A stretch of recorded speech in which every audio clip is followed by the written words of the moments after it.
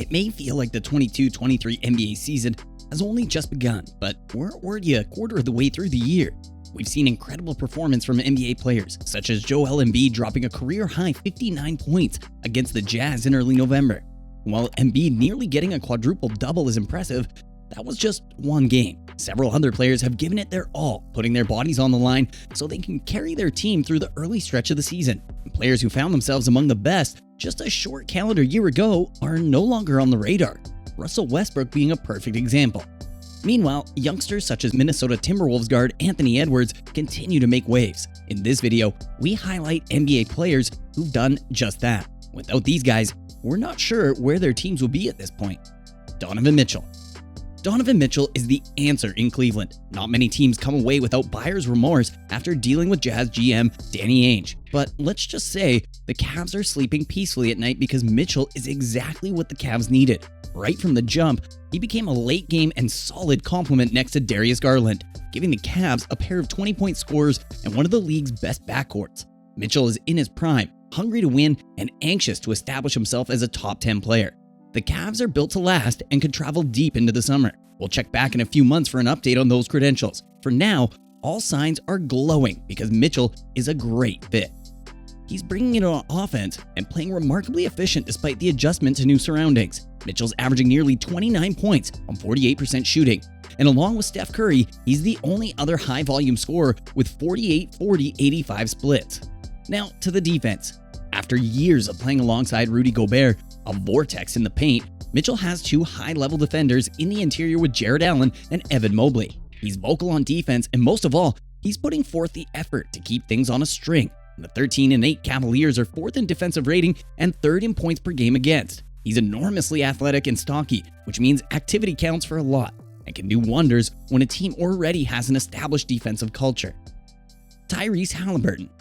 Indiana Pacers point guard Tyrese Halliburton was handed the reins to the offense after being acquired from the Sacramento Kings last NBA season, and he has run away with the job.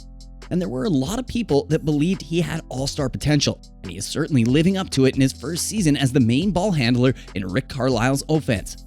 On the season, Halliburton is averaging 19.9 points, let's just call it 20, and a league-best 11.3 assists per game, as well as 4.7 boards and 1.8 steals in 33.8 minutes per game. He's shooting an efficient 47.6% from the field and making 38% of his three-point attempts and 85% from the charity stripe. And this is a career season in the making for the Iowa State product, as he's no longer sharing the lead playmaker role with a ball-dominant player as he was with the Kings when he shared the backcourt with De'Aaron Fox.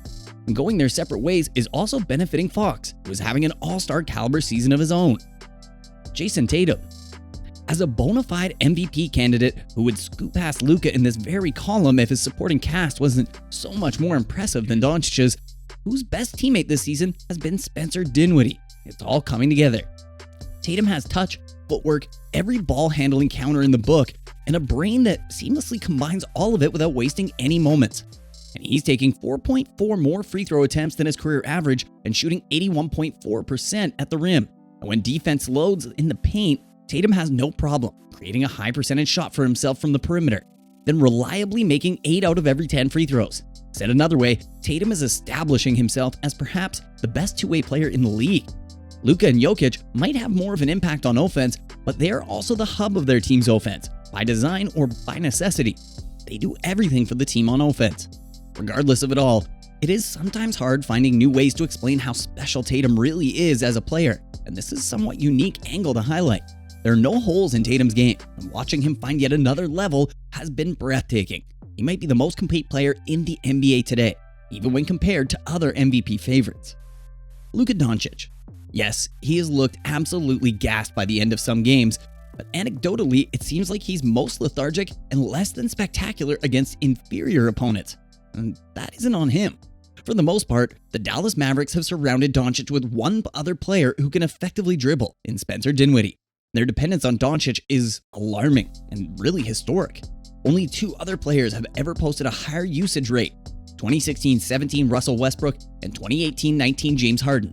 Ridiculous still, more than 90.5% of Doncic's made baskets have gone unassisted. Among every player to average at least 15 minutes and appear in 5 or more games, This mark would be the largest share of unassisted field goals made in the NBA's track database, which goes all the way back to 96-97. I'm exhausted from just thinking about the immensity of Doncic's role. Many will argue he's not wired to play any other way. Well, that's BS. The Mavs haven't given him the chance to play a different way, and failing to keep or replace Jalen Brunson has only thrown them further down the one-man show vortex. Doncic is killing it anyway, because, well, he's a megastar. He's shooting over 60% on two-pointers, including 52% from mid-range, while averaging an NBA best 33.5 points per game, living at the foul line, dominating in the post and injecting his usual remarkable passing into the offense. Ja Morant. Ja Morant's start to the 22-23 campaign can be summed up in 2 words: MVP candidate. I guess that's 4 words. Morant is a must-watch show. The last player to inspire this particular visceral, tingling glee, a guy you build your schedule around because you can't bear the thought of missing something you've never seen, was the emergent, incandescent, unprecedented Stephen Curry of 2014 to 2016. Morant's watchability applies on defense too. He has staked his claim as the new king of the chase-down block, and any Memphis Grizzlies steal might lead to some Morant-centric highlight.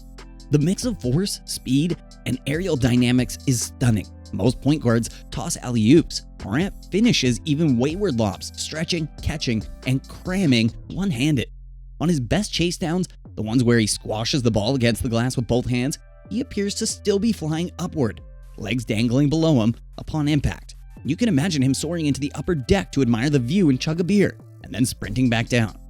Morant has a deep bag of crafty moves and the rare ability to shift between extremes on the speedometer. His ability to involve everyone, to really empower them, is perhaps his greatest gift as a leader and a foundational star. Morant is puppeteering right now the way only true superstars can, and he is at the forefront of the MVP race. Shai Gilgeous-Alexander. If teams could manufacture point guards in a lab, they would look a lot like Gilgeous-Alexander, standing at 6'6" with a 6'11" wingspan and an absurd ability to move in and out of spaces. The Canadian has unreal toolkit to work with, and when you add in the fact that he has become a dynamic ball handler, has elite mid-range touch, and is arguably the craftiest finisher in the league right now, it's easy to see why he has become a top 5 scorer. Perhaps the craziest statistic to put all the things in perspective is the fact that the only other player under the age of 24 to put up over 30 points while shooting less than 3 3-pointers per game in the 3-point era is none other than Michael Jordan, and he did it twice. The kicker? SGA is competing on defense. His closeouts are harder, his spacing deliberate, his fight around screens endless, and his length ubiquitous.